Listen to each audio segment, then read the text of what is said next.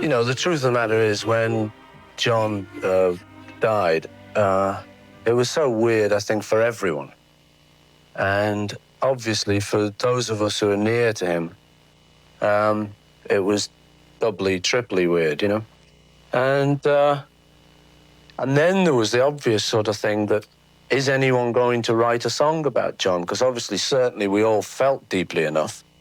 And normally, when we felt deeply enough, we committed it to song. And so I was sort of wondering whether I was going to do it. But I thought, well, I'm not going to just sit down and try to do it. You know, I'll just, if anything comes sometime, I'll do it. And I was just one day just sitting quietly in this little room, you know, with my guitar.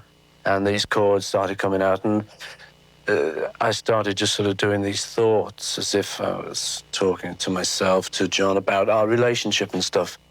And obviously one of the things that had been funny for me was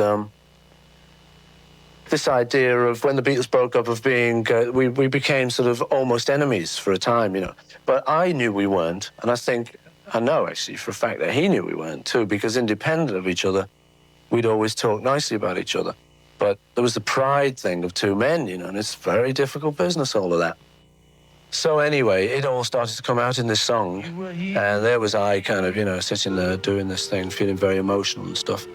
And I finished it all, and so that was the hardest bit, really, just getting it out, doing it.